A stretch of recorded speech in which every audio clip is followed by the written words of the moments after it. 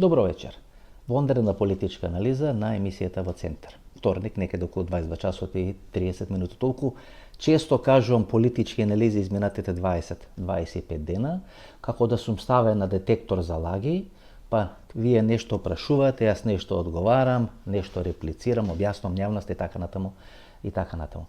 За една недела треба да биде готово студиото каде што ја снимаме емисијата во Центар, така што после локалните избори веројатно ќе почнеме помеѓу првиот и вториот круг на локалните избори, таму каде што ќе има прегласување, ќе можеме да имаме интервјуа во емисијата во Центар. Вечерва ќе ви презентираме некои интересни, некои многу важни информации.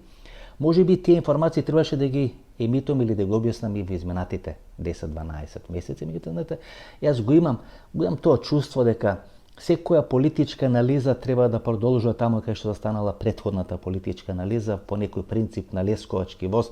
Вие кај изедите кебапчиња, па доаѓа шарска плескавица, па ќе изедите шарска, па доаѓаат кобасици, па ќе изедите кобасици, така натаму и така натаму. И постојано што се вели топло, да не се лади главното јадење, така што и овие вонредни политички анализи се во некој таков стил. Постојано, континуирано ви дотурам одредени информации за да може самите да се направите сликата. Никогаш не сум сакал јас да правам заклучоци, да ви наметнувам заклучоци, да размислувам или да давам готови рецепти, овој ќе победи со толку разлики. Ако ги имам видено анкетите, можам да проценам после 25-30 години новинарска професија кој ќе победи, со која разлика ќе победи, каде може да биде неизвестно и така натаму и така натаму. Значи, вечерашната анализа ќе има суштински информации, важни информации, ќе има многу интересни информации. Мислам дека ќе уживате, ќе бидете задоволни со емисијата која вечерва ќе ви ја презентираме. За почеток, една фотографија тамо некаде 2018-2019 година. Тука на фотографијата го гледате Панче Тошковски и ја гледате обвинителката Ленче Ристевска. Седнати во кафуле во близината на основното училиште Песталоци, што ќе рече во центарот на Скопје. И денес кога е министар за внатрешни работи, Панче Тошковски има обичај или има навика во одредени кафулиња во близината на Песталоци да се среќава со разни новинари, разни играчи, да спинува, да дава материјали закочени, незакочени, така натаму и така натаму, така што има интересна траекторија, каде седи, каде се движи, сега нели да не дојдат овие негови природзеници па да речат го следите Панче Тошковски, така натаму и така натаму. Моја фотографија кога сме биле во наводници пријатели со Панче Тошковски, јас му ја праќам фотографијата, му пишам одлично друштво, тој ми враќа одлична логистика и јам објавено тамо некаде пред 5-6 години, кога никој всушност не знаеше кој е Панче Тошковски. И кога пред 5-6 години ви кажав дека Панче Тошковски е дел на екипата на Милена Киевски, во неговата канцеларија адвокатска е штабот каде што всушност се води кампањата за победа на Христијан Мицкоски на Валнадовскиот конгрес 2017 година, голем дел од вас беше со огромен прашалник, па кој е тој Панче Тошковски, па што е толку важен, и некаде на почетокот на минатата година Панче Тошковски станува министер за внатрешни работи во тогашната прженска влада која требаше да ги спроведи изборите. И тој има предност во однос на сите министри во владата на Христијан Мицкоски, некаде 5 или 6 месеци, значи тој пред нив 5 или 6 месеци се запозна со функционирањето на системот и во стартна предност ги дочека другите министри во владата на Христијан Мицкоски. Значи за почеток фотографија на Ленче Ристевски и Панче Тошковски и тоа е многу битно. Или клучно да запамтите. Нема Панче Тошковски и Ленче Ристевска. Тоа е знак на еднаквост. Тие функционираат заедно цело време. И немојте да влегувате во филмови. Ленче Ристевска брифира една група на новинари, Панче Тошковски го брифира друга група на новинари. Тоа е една иста заедничка адреса, воена пошта или задња ВП, што викавме во поранешна СФР Југославија. Панче Тошковски и Ленче Ристевска е една иста структура. Го следите овој конфликт помеѓу Плюсинфо Бранко Геровски и ИРЛ Сашка Цветковска. И немојте да влегувате во приказни или во филмови, за едниот стои Панче Тошковски, за другиот стои Ленче Ристевски или за другата стои Ленче Ристевска, бидејќи тоа не одговара на суштината. Може би извршителите, формите да се различни, некој да се јавил, адвокат или не знам, некој од обвинителство или некој од Министерството за внатрешни работи, меѓутоа суштината е дека на врвот на таа пирамида, на ледениот брег на таа пирамида, се наоѓаат заедно Панче Тошковски и Ленче Ристевска. Гледате, имате две структури кои може би заедно студирале, Граделе своји кариери, Ристаска преку обвинителството, Панче Тошковски преку Министерството за транспорт и врски, па подосна адвокат, повторно во политиката така натаму и така натаму. И двајцата покажуваат и заинтересираност, а богами умешност да градат мрежи. Мрежи на соработници, мрежи во медиумите, одредени кругови и така натаму и така натаму. И преку тие кругови да може да спроведат одредена своја агенда. Знаете, ако имате такви две структури кои градат одредени мрежи, кога вие сте политичар, тие мрежи што ги правите, може да ги користите за две работи или за две цели. За политички пресметки или пласирање на својата идеја, на својата политика, на својата стратегија или своите очекувања, своите амбиции, или за политичко пазарење. Ако министар за внатрешни работи гради мрежа надвор од институциите на системот, надвор од ВМРО ДПМН, ќе објасниме како тоа изгледа таа пејажина на Панче Тошковски, ја користи за политички пресметки, тогаш што може да биде повисоко од министар за внатрешни работи? Сигурно министар за внатрешни работи не ја користи својата мрежа во медиумите, во одредени реслови на политиката, во одредени реслови на безбедносните структури, бизнес структурите, олигархијата и така натаму, да биде министар за култура или да биде министар за животна средина.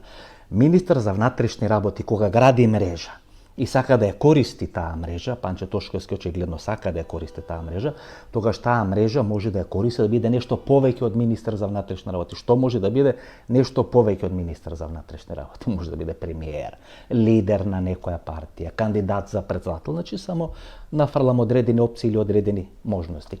И под број 2, ако вие ја прокоцкате политичката шанса, а сте изградиле мрежа или имате одредена мрежа, тогаш таа мрежа ќе ја користите за политичко пазарење. Дали Панче Тошковски во овие 12 или 18 месеци заедно со стажот во на техничка или пржинска влада, ја прокоцкал својата кариера, не одговорил на задачата, па мрежата која има изградено или целата логистика која стои позади него или тој ја има направено, сега да користи за одредено политичко пазарење. Зашто доди амбасадор? Политички да преживее со намалена цена, политички да биде елиминирано, да не му биде ваден некој путер на главата, ако има, нели, и така натаму и така натаму. Значи, ако имате две такви структури кои градат мрежи и тие мрежи им се 24 часа на располагање, тогаш тие се сериозни играчи и со тие мрежи може да влијаат многу битно и многу сериозно и врз медиумските, и врз политичките, и врз секакви други процеси.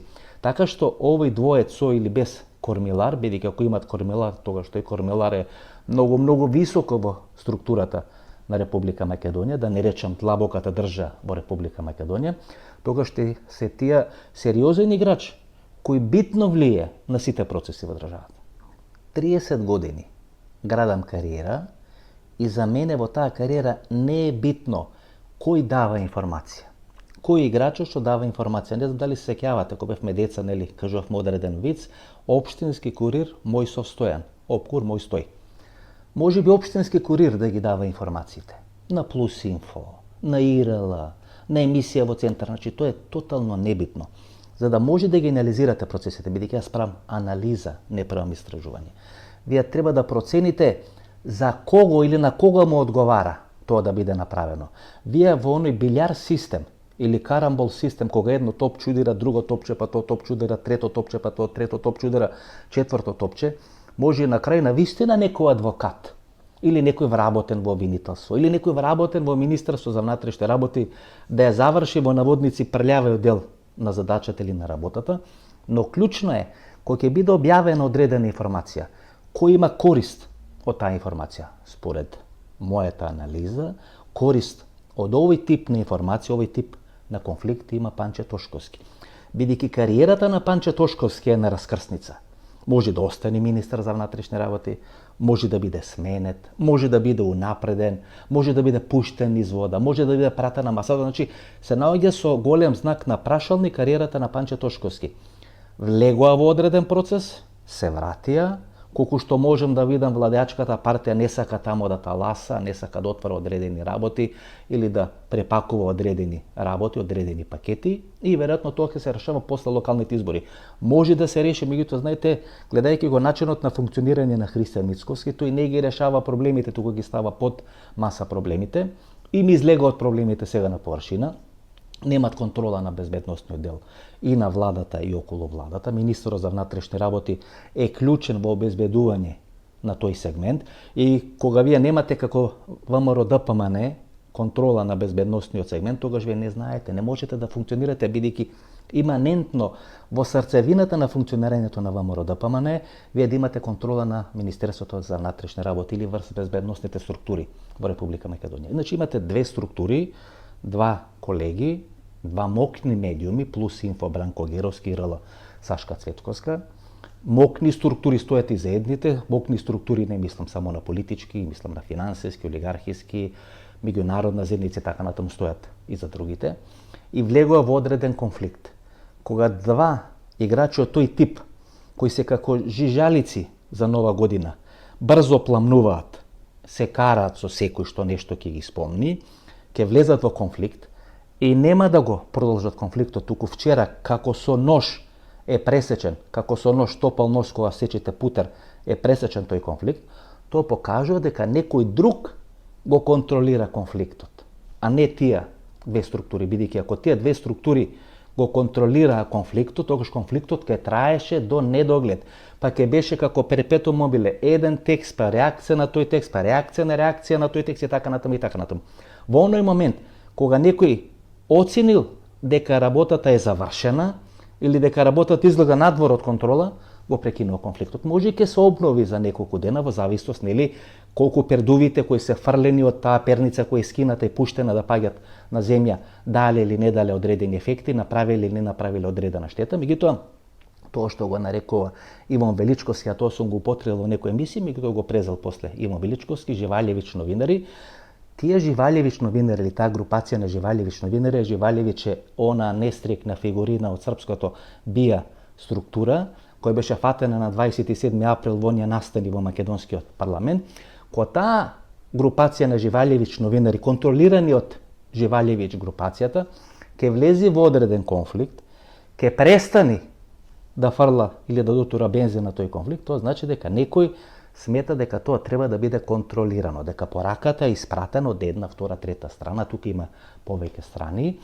Овие групации мокни структури примија удари едните, вторите, третите, преку нивните играчи на терен ги испратија пораките и сега се сондира што е направено, кој е бенефитот, кој е штетата и што треба да биде направен во наредниот период. Сега за сега има статус-кво и мислам дека тоа е само некоја бура во чаша вода или навестување на нешто што ќе следи после локалните избори. Што сакам да кажам? Дека Панче Тошковски, мене така ми се чини, тоа се обидам да ви го кажам изминатите 12 месеци, и во еден период, ако тоа ви го кажав, ќе беше прерадикално, немаше да може да ме сватите сериозно, меѓутоа се ми се чини дека миленикот на север, северо-исток, северо-запад од Република Македонија е Панче Тошковски. Миленикот што би рекле на Делие север или Делие Белград е Панче Тошковски. Или миленикот на водачот на Делие север или Делие Белград, стадионот на Црвена звезда, миленик е Панче Тошковски. Имате една структура која потекнува од Тетово, Ленче Ристовски, од друга структура која потекнува од Велес, Панче Тошковски.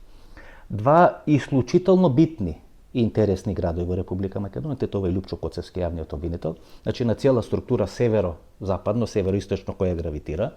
Таму беше Теута Арифи градоначалник, па врските со Дака да видиш така натаму и така натаму. Не велам дека овие структури имат врски со Дака да видиш, меѓутоа интересна структура е Тетово и секогаш преку Тетово, па и последниот комунистички премиер на Република Македонија, Глигорije Гоговски, беше еден од клучните играчи од градот Тетово, прв човек на текстилниот комбинат Тетекс од Тетово. Гумата Панче Тошковски. Таа структура во Велес или порано Тито Велес е исклучително интересна. Таму е Панче Тошковски, таму е Илија Димовски, таму е Јанушев, кој е во кумовски релации со Панче Тошковски, генерален секретар беше на ВМРО ДПМН, сега е генерален секретар на владата на Република Македонија. Од таму е Димитар Апасиев, овој Пренџов, малиот пратеник од партијата што беше претходно на Стефче Јакимовски.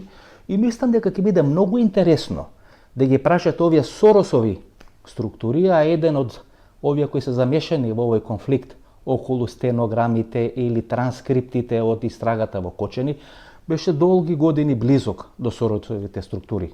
А мислам дека и двајцата се премногу блиски до Соросовите структури во Република Македонија, ќе биде битно и интересно да ги прашате тие Соросови структури кого тренирале во Велес, како тренирале, што планирале со нив, како ги распоределе или ги спрснале во трите клучни партии во Република Македонија, што рече дека цело е кога ви имате контрола врз се.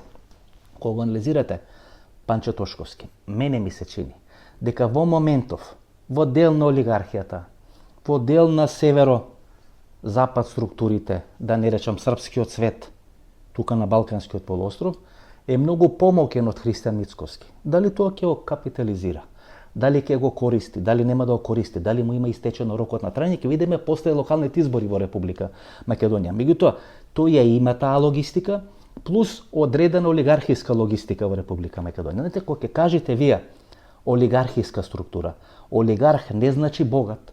Вие може да сте богат, но да не сте дел на таа олигархиска структура. Олигархиска структура подразбира и да сте богат, во некој период побогат, во некој период помалку богат, меѓутоа со исклучително добри линкови со длабоката држава во Република Македонија.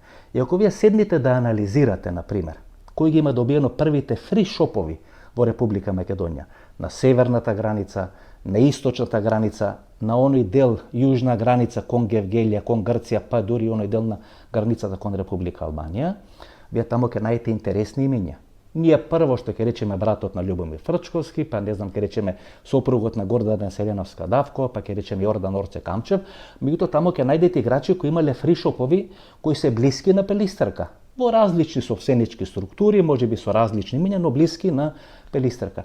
Таа структура на Пелистрка, која е сега роднински поврзана со Панче Тошковски, таа структура го купува Скопски тутун тамо некаде пред 20-25 години.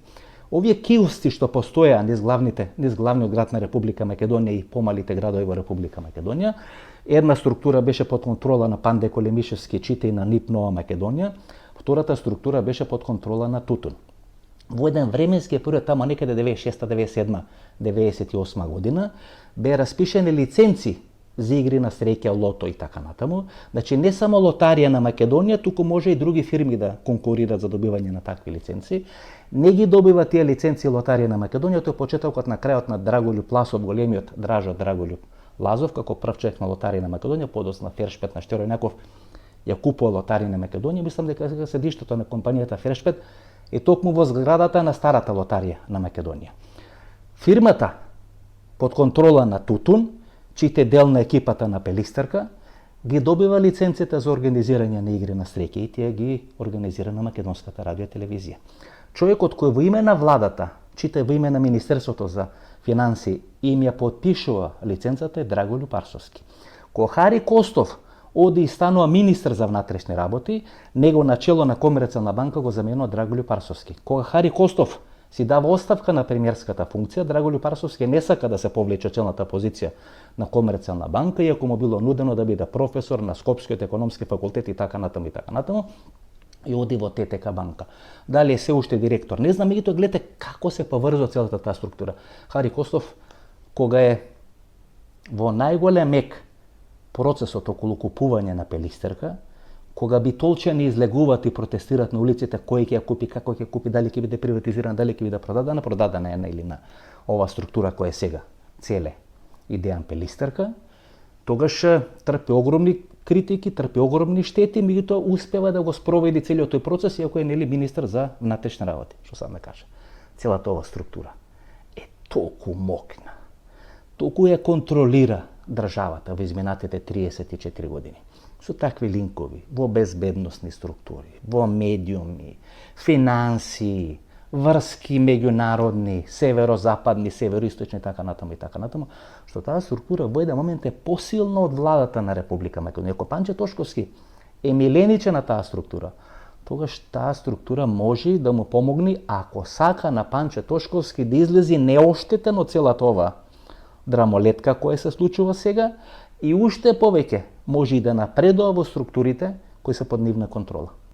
Видите, почитани гледачи, не случајно ви го спомнав името на Дака Давидовиќ, бидејќи неговото ставање на американската црна листа или една мокна структура која заврши на американската црна листа токму поради поврзаноста со Дака Давидовиќ и на една друга структура која не заврши на американската црна листа, но и беше испратена сериозна порака дека ако не престани да се замешува или да се меша во политичките процеси, во бизнис процесите во Република Македонија, може да заврши на американската црна листа. Значи, таа структура и сега е важна во политичките разврски во Република Македонија. Ако одите во архивата на Factor.mk или на овие други сериозни портали кои се бават со банкарство, со финанси и така натаму, вие ќе видите дека има два неуспешни обиди за преземање или купување на Стопанска банка Битол од страна на најголемата банка во Република Македонија или Комерцијална банка. И кога ќе стане избор за Стопанска банка Битола, прво помислувате на Јордан Камчев, па помислувате на Сашо Мјалков и дури на трето место ова групација Пелистрка или играчи кои се поврзани со групацијата Пелистрка. Целе и Дејан Пелистрка, кога беше Тутум Промет, беше Тане и Целе, што е сега со Тане не знам, Целе е структурата Пелистрка, која е во роднински релации со Панче Тошковски. Знаете ли кој е до пред 2 години председател на надзорен одбор на СББ или Стопанска банка Битола? Поранешниот генерален секретар на СДСМ Миле Зечевиќ и поранешниот шеф на македонската тајна полиција, чие име се спомнуваше во фонот на Дака Давидовиќ, Зоран Заев, Црни листи и така натаму. Значи има два неуспешни обиди од страна на Комерцијална банка, на крај мислам дека им лекнува, има лесно на Комерцијална банка, бидејќи такви се сигналите и од Американската амбасада во Република Македонија, дека не би било упатно да ја купи или да ја преземи Стопанска банка Битола, излегуваат минатата година од игра и сега пред 1 или пред 2 дена Стопанска банка Битола ја купува Алта банка од Белград, каде што се во најголем дел тајкунски структури блиски на Александар Вучич. Гледате, повторно Александар Вучич ви се вклучува сега преку банкарските процеси тука во Република Македонија. Дел од тие луѓе кои биле околу СББ завршуваат на американската црна листа, некои не завршуваат на американската црна листа. Има една истрага Империја 1 во навестување додека беше Джес Бейли и додека не беше расформирано специјално јавно обвинителство, беше некоја истрага од типот на Империја број 2 со одредени фирми во Русија и така натаму и ништо од тоа не се направи.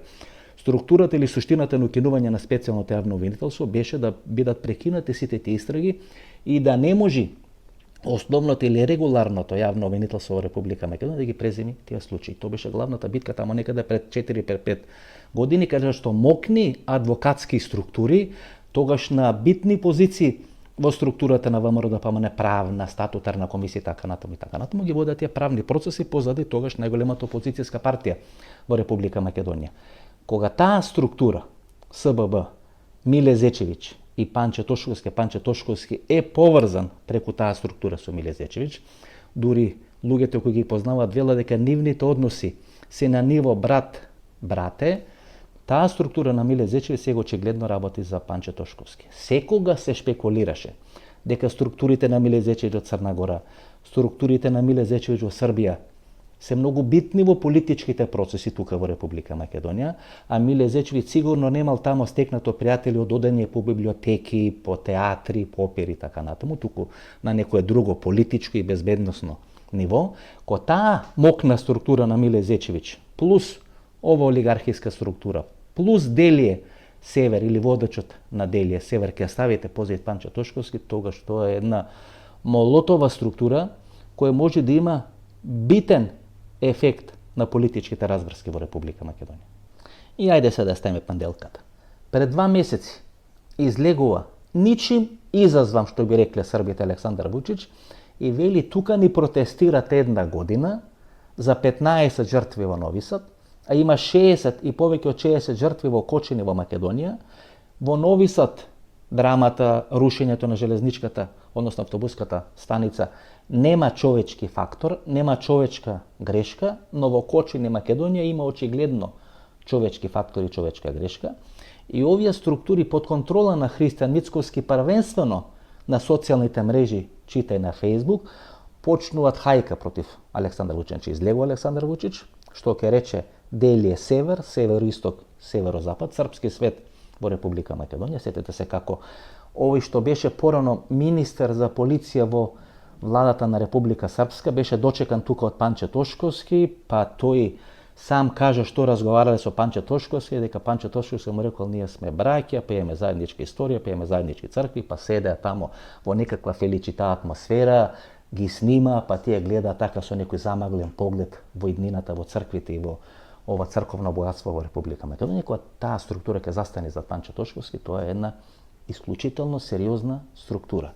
Кога тој српски свет Делија Север ќе излезе и ќе рече дека во Кочани станува збор за човечки фактор, тогаш мора да има политичка и полициска жртва. Ако нема полициска, односно политичка жртва која е Панчо Тошковски, мора да има полициска жртва. Под нивото на Панчо Тошковски имате прв човек на Бирото за јавна безбедност, кој е случајно по потекло од Струмица, кој е случајно во блиски, пријателски, да не речам роднински врски со популарниот Дано, кој е сива еминенција во власта на Христијан Мицковски, во слободно време баџанак на Христијан Мицковски, и ако не биде жртван Панчо Тошковски, вие ќе мора да имате полициска жртва. Ако имате полициска жртва, паѓа владата. Паѓа владата на Република. Политичка криза се прави во Република Македонија. И одеднаш се вади афера. Каде што, знаете, никогаш колеги не сум анализирал. И тоа сум го избегнувал по секоја цена. Тука изреагирав, бидејќи стануваше збор за една драматична манипулација, каде што ви имате емоција на мајки, на сестри, на браќа, на пријатели за трагедијата во Кочани, и одедна свиркач ви дава информации, и на грбот на оној несреќен Дацо, кој е полуинспектор тамо во управа за јавни приходи, му ставате мета. Тоа е виновникот. Ако не бил скриено неговото име од истрагата, тој ќе бил прогласен за виновник и тој е виновен за тие 62 жени. Кој товар? Тој треба да одговара. Може и кривично да биде санкциониран за изнесување на тајни на информации и така натаму и така натаму. Но вие да обвините некој дека ако не била истрагата за Бошотена ќе бил најден вистинскиот виновник, тоа е драматична манипулација. И не би била драматична манипулација ако вие немате 8 или 10 минути емоции од Кочани и на тоа после додавате одредени информации кои ви ги доставил свиркачот. Тоа е всушност манипулацијата. Нема никаква друга манипулација. Тоа да не беше направено, да имаше 2 документарни филма објавени на YouTube, едно за трагедијата во Кочани, второ за информациите добиени од свиркачот, нити нешто ќе коментирав, нити нешто ќе анализирав. Меѓутоа во една таква ситуација, кога сите овие работи ќе ставите на купче, каде што веќе се небитни Бранко Геровски, Сашка Цветковска, тие се мои колеги, со Геровски сме имале комуникација, Сашка Цветковска не сум ја видел никош во животот, и за едниот и за другиот имам добро мислење, иако сметам дека Сашка Цветковска во таа хиерархија на новинарската структура во Република Македонија многу повисоко и може да оди многу повисоко во споредба со колегата Бранко Геровски. Тоа е мој личен став, не мора да биде исправен и вистинит, но тоа е само фон, тоа е само површинскиот дел, оној тенок мраз над површината. Под површината би се случат драматични тектонски процеси, каде што Панчо Тошковски може да биде полковник или може да биде покојник. Во зависност од тоа што ќе биде, ќе зависат и политичките процеси во Република Македонија. Да му одговориме ли на Митко Јанчев? Нешто ме спомнал во некој подкаст. Гледате, има 2 подкасти во Република Македонија. Има Инфомакс, но тие тоа го прават од некои други различни побуди, каде што се спомнува моето име. Па има прашање, што мислите за Васко Ефтов? Или претходно ќе разговарате, не знам, со гостите, па ќе добиете одредена информација, па ќе притискате гостите нешто да кажат. Инфомакс тоа го прави од други причини. Знаете, товарот на нападите на ВМРО, ДПМН е врснив и те имат потреба, нели, да се залепат за нешто, или како беше она рекламата фати се за ДАП, да се фатат за некоја мокна фигура, да направат некое друштво, некое братство и така натаму и така натаму. Јас 30 години упорно не сакам да бидам дел на новинарско друштво, не сакам да бидам дел на никакво братство.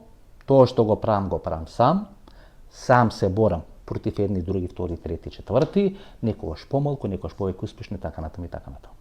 И сега ме спомнал Митко Јанчев во еден подкаст, гледате, имате 2 подкасти. Едниот подкаст каде што сум спомнат, претходно го прашува Драган Павлович, што мислите вие за Васко Ефтов, и он почна, Васко Ефтов не никаков новинар, така натаму и така натаму, и сега го прашуваат Митко Јанчев, и Митко Јанчев кажува, јас сум бил рекетар, сум го рекетирал Митко Јанчев. Само еден гледач на овие вонредни политички анализи ми се јави додека одеше емисијата, само еден гледач. Никој повеќе. Меѓутоа, бидејќи можеби сте слушнале, можеби тоа ќе продолжи во иднина, добро е сега да се објасни. Постојат 2 подкасти. Едниот подкаст, кој тамо пред неколку години го организираше фирма која се поврзуваше или беше под контрола на Драган Павлович Латас. Името на таа фирма се спомнуваше и во бомбите вистината за Македонија, а вториот подкаст сушност е на платформа на Боки 13 или на Бојан Ивановски. Пропаднатата телевизија на Бојан Ивановски ја дава, нели, оваа платформа за функционирање или работење на тој подкаст. Значи имате два подкасти под контрола на Драган Павлович Латас и под контрола на Боки 13. И сега јас треба да ви објаснам, ако зад нешто стои Драган Павлович Латас и Боки 13, а рушењето на специјалното јавно обвинителство, кое претходно го објаснав, почнува токму од Боки 13 и легендарната изјава на Зоран Заев, нема еден педер да ја сруши мојата влада, ја сруши на крај, во наводници еден педер, неговата влада. Тој удба уплив во политичките разврски на Република Македонија, северо-западен, северо-источен, да не речам српски свет, уплив во политичките разврски во Република Македонија, одат преку неколку играчи. Тие неколку играчи направиле одредени подкасти. Тие подкасти сте мрежени во еден период, некои од нив биле многу лакоми, па се скарале, други не биле толку лакоми, па се уште се дружат, но мокно е тоа северо-исток, северо-запад лоби во Република Македонија, уште помокно тоа геј лоби во Република Македонија. И на еден подкаст, не велам од каков формат, Митко Јанчев излегува и вели Васко Ефтов ме рекетирал. 10 години тој давал реклами во емисијата во Центар и кога престанал да дава реклами во емисијата во Центар, јас сум почнал да му вадам одредени афери. И ајде да објасниме зашто всушност станува збор. Прво, Митко Јанчев давал 2 или 3 години реклами во емисијата во Центар. При тоа бил малцински рекламер во емисијата во Центар. Главните рекламери во емисијата во Центар биле Евростандард банка на Трифон Костовски, во периодот кога Бранко Тозија беше генерален директор или прв директор на таа банка, и Скопски алколит.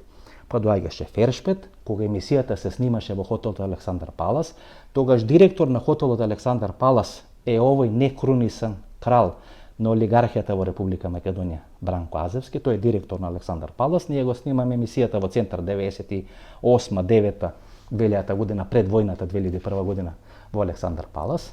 Скопски пазар е рекламер на емисијата во Центар, Реплек е рекламер на емисијата во Центар. Тоа се 5 клучни, Фершпет, нели, кога се снима емисијата во Александар Палас. Тоа се 5 клучни рекламери во првите 10-15 години емисијата во Центар, што ќе рече чиста олигархија во Република Македонија, од раце ми едела олигархијата во Република Македонија, што сум можел на телефон, како велеше Лјупчо Палевски Палчо, да ја контролирам олигархијата во Република Македонија.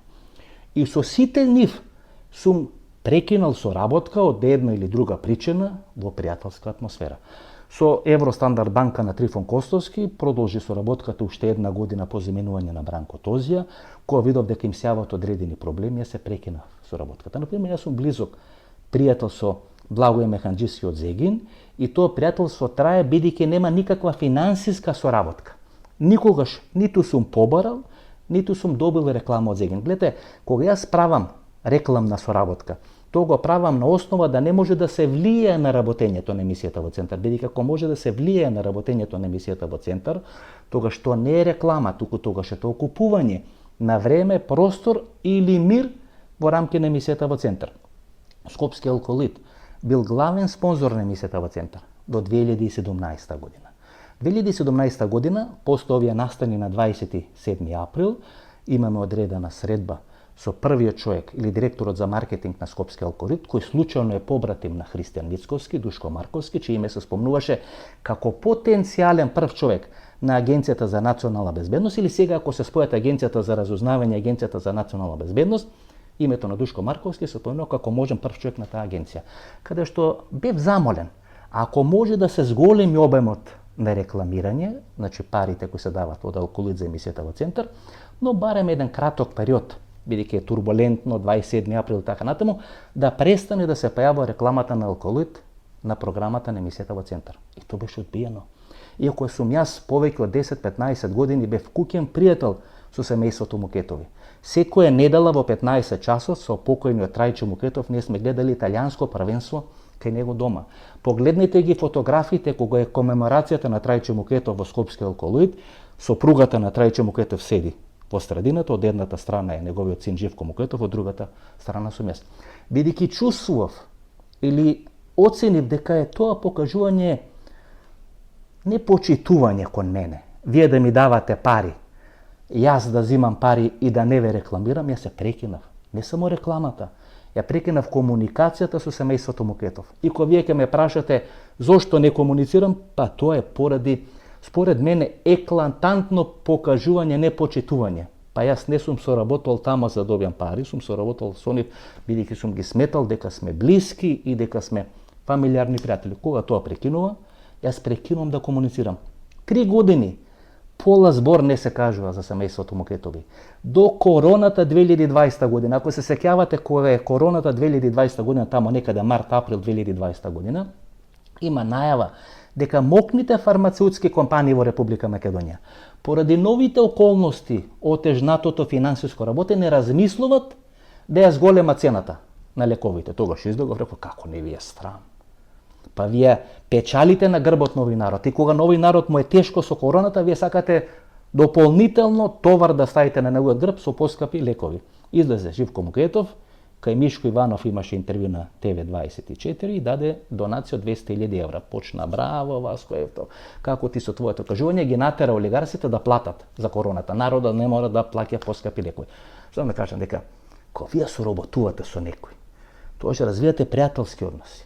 2017 година, 2018 година сезоната е последната сезона кога има реклами во емисијата во Центар. Ајде, нели тоа да го разјасниме, бидејќи можеби ќе ме прашате еден ден, можеби не сега, ќе ме прашате за една за 2 години, бидејќи ова може, ако не се одговори на почеток, ова може да продолжи. Знаете, како некоја рана, ако вие на време не изчистите, може да загнои, па гангрена и така натаму, и така натаму.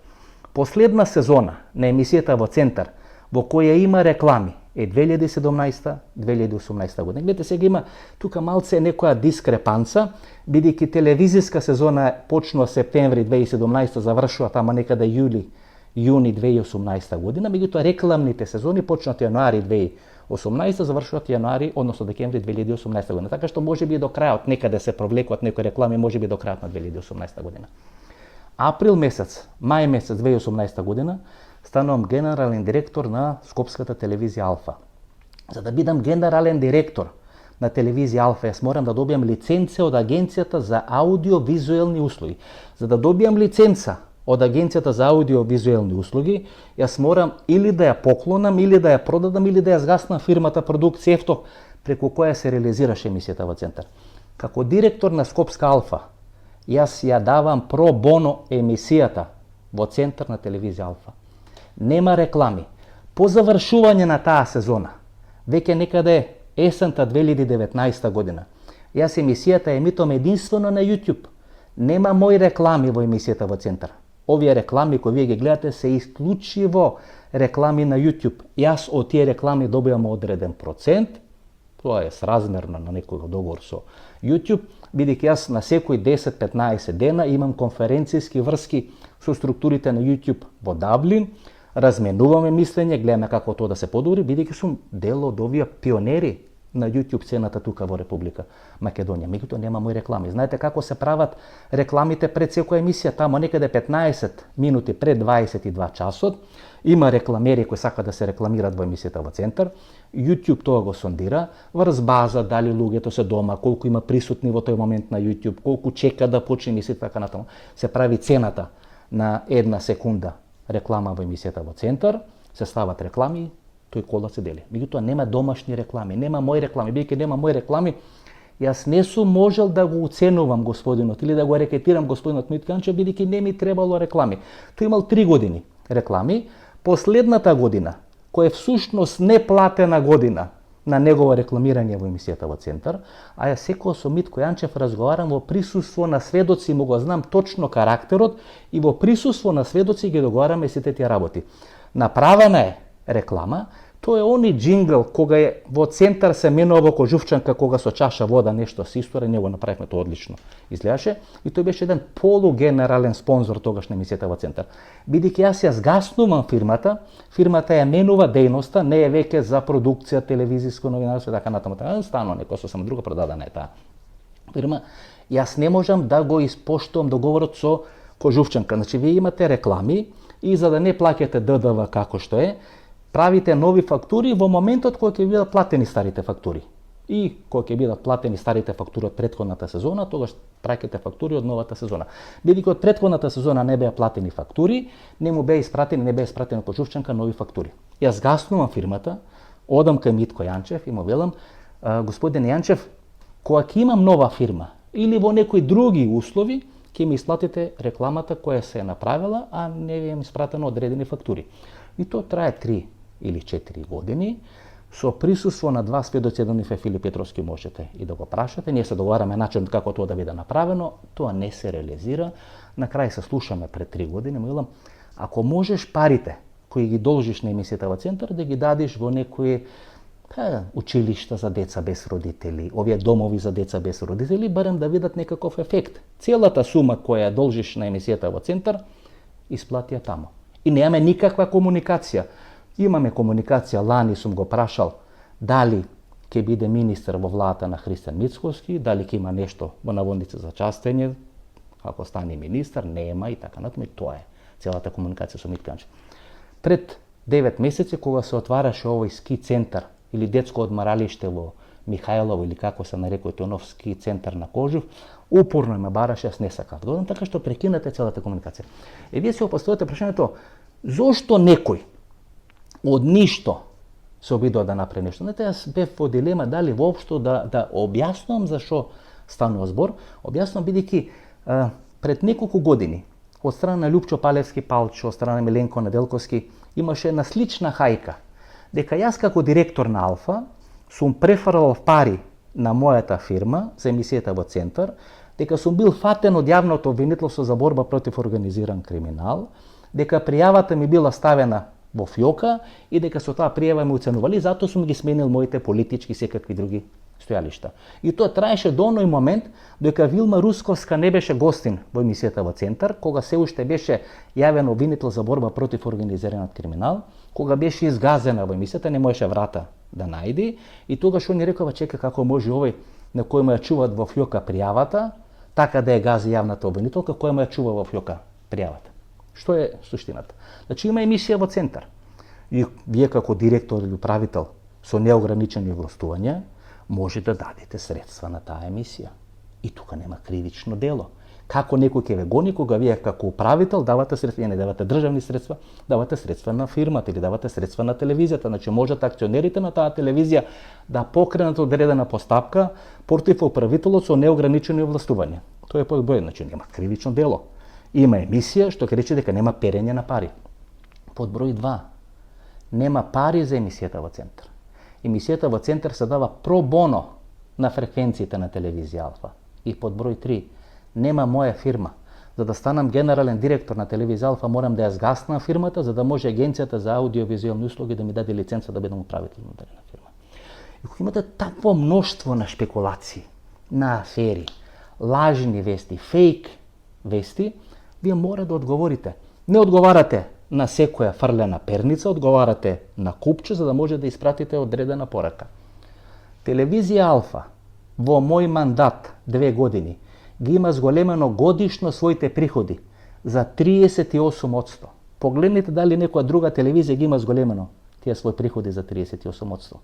Еве го во телефонот договорот за продолжување на менаџерската соработка со телевизија Алфа. Јас тоа не го прифаќам. Во оној момент кога јас не можам да ја направам таа телевизија, сериозна телевизија, и по неколку години таа телевизија да биде продадена на некој сериозен инвеститор надвор од Република Македонија, и во таа продажба јас да го видам својот финансиски интерес, вие ја правите, ја градите, правите одлична втора, трета, четврта телевизија во Република Македонија, ја продавате телевизија, добиете 1%, што е нормално во сите западни европски држави или држави членки на оној капиталистички свет. Знаете ли кој ми го прави договорот со кој треба да им биде продолжена менаџерската соработка со телевизија Алфа? Панче Тошковски, министерот за внатрешни работи. Знаете ли кој е правен советник на телевизија Алфа во моје време? Панче Тошковски. Знаете ли кој е финансиски советник на телевизија Алфа во моје време? Министерката за финансии Гордана Кочовска. Кога имате два такви играчи, кои се клучни играчи во сегашната влада на Христијан Мицкоски, и ако вие, како во емисијата во центар, ја дробите во секоја прилика и владата на Христијан Мицкоски, и самиот Христијан Мицкоски, за не мислите дека Панче Тошковски и Гордана Кочовска Нема да излезете да речат види овој Васко правил криминал во телевизија Алфа. И кога сето тоа ќе оставите на купче и ќе го објасните и гледачите на емисијата во Центар, посебно вие кои сте мембари на емисијата во Центар, тоа што луѓето ќе разбере дека станува збор за една драматична манипулација. И сега нели да дојме до суштината зошто некој се обидува како Митко Јанчев да прави драматична манипулација. Бидејќи е разочаран, бидејќи неговата политичка кариера е капут. Нема политичка кариера. Беше избран за градоначалник 2017 година, па уште еднаш 2021 година. Сега може и да доби уште еден или два мандати како градоначалник на Кавадарци, да биде кмет на Кавадарци и тука да заврши неговата политичка кариера.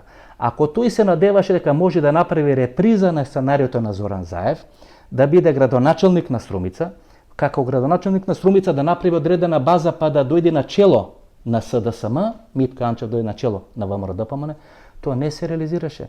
Не само што Митко Јанчев не е презема ВМРО-ДПМН, Митко Јанчев не е ни најсилен човек во Кавадарци, драматично посилен од него е Гечев од ИГМ Кавадарци и има и други играчи во Кавадарци кои се многу посилни од Митко Јанчев. И кога вие ќе се соочите после 7-8 години со сите промашени, пропуштени шанси да бидете политички лидер или да бидете крупен играч на политичката сцена во Република Македонија, тоаш мора да најдете виновник. Кој е виновник? Васко Евтави. Така се прават овие политички анализи. Може би не треба ова да се објасни. Знаете, господинот Митко Јанчев сега кога се емитува вонредна политичка анализа, сигурно е ракета направен. Знаете, тој многу здраво живее. Тој е на житарици цело време, посебно на јачмен. И кога вие ќе направите една фина ферментација на јачмен со квасец, и тука е многу битна, шкотски јачмен треба да е. Има посебна врста на шкотски јачмен и кога ќе направите таква една симбиоза на шкотски јачмен, вода тој има, кожувчанка и со одреден квасец, тогаш вие добивате еден волшебен напиток. И кога тоа ќе го споите, што би рекол Бајага, со овие портокалове пилоле за лиле, тогаш вие после 12-13 часов во текот на денот сте ракета направен. Каква НАСА, каква вселенска програма на Индија, на Кина, овој така ракета направен директно на Марс може да заврши. Така што утре некој ќе мора да му преведи, да му каже и да му објасни што всушност сум кажал со ова вонредна политичка анализа. Ајде да завршам, 18 минути сум кажал, не бев ни свесен колку сум кажал, меѓутоа веројатно ми тежело, па сум сакал да кажам. Кочан Ѓушев не е олигарх. Кочан Ѓушев е богат човек.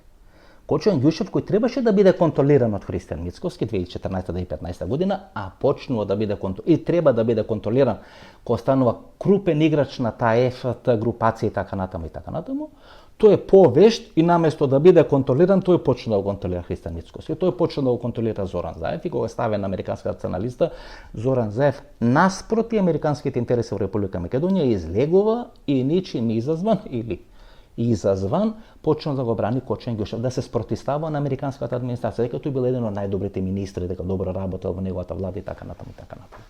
И тоа мора да правите разлика помеѓу олигарх и богат човек. Олигарх контролира процеси. Богат човек купува души, купува процеси, прават одредени други гешефти тука во Република Македонија. Орце Камчев, тој е дел на олигархиска структура, но не како Орце Камчев, не како врска со Сашо Мјалков, не како врска со Систина или СББ банка, туку преку неговиот татко и што уште е поважно преку неговата мајка, Радка Камчев. Таа е мозокот на сите операции, била во Технометал, ги праќале Ристо Гуштеров и Трифон Костовски како играчи од шинелот на Технометал да бидат Полска, Русија, Украина, така натаму и така натаму. Данчо Шутурков е олигарх. Хари Костов е најмоќен репрезент на длабоката држава во Република Македонија. Хари Костов, ако останеше на чело на македонската влада 2004 година, ние ќе имавме денес многу подобра, многу побогата и многу поефикасна Република Македонија. Сум влегол во конфликт со Хари Костов. Сме имале 3 или 4 судски процеси со Хари Костов. Сум ги добил сите судски процеси против Хари Костов. Пола збор не сум кажал. Покојни Јово Трпеновски ми беше адвокат. Растур систем направивме. Свето Јаневски олигарх. Па емисијата за приватизација на Тиквеш 2005 или 2006 година, веќе не се сеќавам. Кога Васил Тупурковски ми сјава вели, ова е CNN, ова е нешто, дали си тука, дали некој се грижи за тебе, бидејќи ти задираш во срцевината на длабоката држава во Република Македонија. Тогаш покојни Трајчо Мукетов организира да се сместам во летувалиштето или објектот на Алколоид во Дојран, за да помина тие 4 или 5 дена да бидам спасен, бидејќи екипи од Белград беа дојдени тука во Република Македонија, Стојан Белчев, кој е во кумовски релации со Свето Јаневски, кој ме има чувал на колко дете, бидејќи бил најдобар другар со мојот Бојко, и тој ги купува оние објекти кај што сега овие казина во Гевгелија се градат, во име на еден, во име на друг, во име на трет. Мислам дека сега преку неговата ќерка е во Сватовски, неговата ќерка е сопруга на синот на Сашо Мелков, во Сватовски релација со Сашо Мелков. Тој е стројникот кој доаѓа во името на овие олигарси да се смириме и ќе ме дадат на суд, ќе изгубам на суд и дека тие така ќе бидат задоволени нивните суети, нивните страсти. Не изгубив на суд, 4 пати победен. Тоа е длабока држава. Аферата Комерцијална банка, која се отвара 96-97 година, смената на Ацо Манески, кога е конфликтот на структури на Киро Глигоров и на Бранко Цренковски, кој да има превласт врз банкарскиот сектор во Република Македонија. Па тоа се најаките афери, најмокните афери кои од темел го тресат македонското општество и македонска држава. Тоа се афери.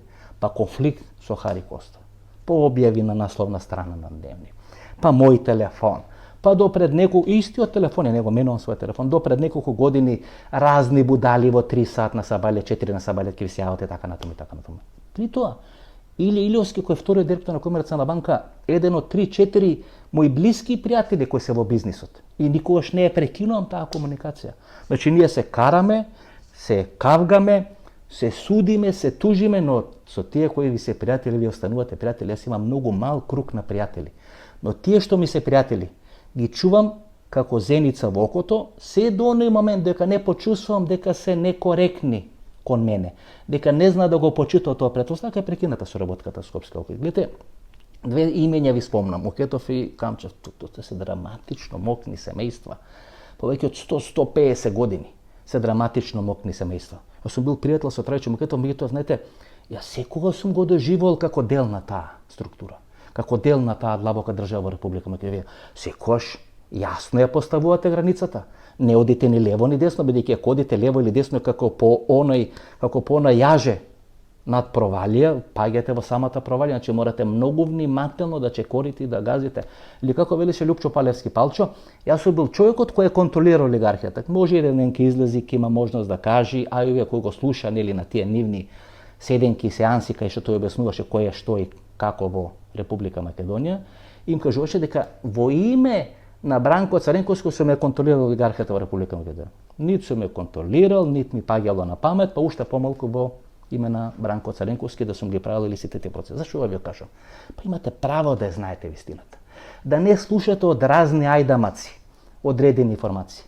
Митко Јанчев ќе го рекетирам. Па зара може тоа да го поверувате? Зара може една таква обскурна фигура да помислам да го рекетирам? Знаете ли која е првата реченица? Со мојата сегашна сопруга бевме кај Митко Јанчев, тоа е некаде 2012-2013 година, тогаш прв пат се запознаваме. Неговата прва реченица е: до кога Срби ќе бидат главни во Република Македонија? При тоа мисли на новинари Гордана Сошиć, Јадранка Николич, одредени политичари Емилијан Станковиќ, тоа е неговото прво прашање. И сега се кара со овој пејач од Спасање, носи ова пејачкана од Белград, Срби носи на Гроздобр тука во Тикешијата. Гледате, салто мортале направи. Не сакам ни да влагам во таква некоја полемика, исправно или неисправно. Меѓутоа, ако некој од вас помислил дека таква обскурна фигура, играч од мој формат, кој може да биде што сака во Република Македонија, па ако сум сакал пари, па ќе сум направил милиони и милиони, бидејќи сум бил на кафе, на ти од Данчо Шутурков до Трајчо Мукетов, и сум останал скромен, пешки се движам низ Скопје, 2 месеци нема емисија во центар, бидејќи ми требаат финансии да можам да го реновирам тоа студио. Јас не сум сиромашен и не глумам социјален случај како Димитар Апасиев, тешко ми е дете на стажајца, така натаму и така натаму. Меѓутоа, не сакам од никој да зависам. Слободата е клучна работа. Кога ќе укуцате тамо на вештачка интелигенција да прашате зашто ми ги забранувате емисиите на Васко Ефто, викат поради неконтролата на неговото работење. Во еден момент го критикувам РДПМН, во втор СДСМ, во трет и едните и другите во исто време. И кога вие немате контрола на тие процеси, или немате контрола врз човекот кој може да ги води тие процеси, тогаш најлесно да му забраните емисијата. Мисля дека ако ме исфрлат или ме исуркат на социјалните мрежи, ќе ме имат под контрола. Не. Направивме бум и на социјалните мрежи. Ајде полека да пришуваме, 40 минути кажуваме, објаснивме, кажавме многу работи, ќе се разговара, ќе се раскаже за овие работи во македонската јавност. Ако некој од вас, кој сте мембарси на емисијата во Центар, во еден дел на секундата, значи и на нерационално и на рационално размислување, помисли барем во еден дел на секундата, дека јас, како Васко Ефтов, со таков габарит и кариера за себе, можам да рекетирам таква обскурна фигура како Митко Јанчев. Јас ке ве молам, сами да се откажете од мембаршипот или мембарси да бидете на емисијата во Центар, плюс да ми дадете приватна адреса, да ми кажете колку месеци сте плаќале мембаршип членарина на емисијата во Центар, да можам да ги вратам сите пари. Значи во еден дел на секунда. И не мора тоа да биде рационално, само да помислите, само да речете дали навистина овој може да го рекетира Митко Јанчев. Јас навистина би ве молел, бидејќи тогаш ние не споделуваме заеднички вредности. Јас не правам пари од емисијата во Центар. Емисијата во Центар е моја љубов. Јас уживам во тоа. Јас сум можел да работам било што во Република Македонија 100 пати, 200 пати повеќе пари да направам. Јас го сакам ова. И крајот на мојата кариера ќе биде со книга во која ќе ги објаснам сите работи, сите процеси тамо, или во некоја друга вонредна анализа ќе објаснам што е разлика помеѓу богат човек, човек со многу пари и олигарх, како они влијат или како тие влијат на тие процеси.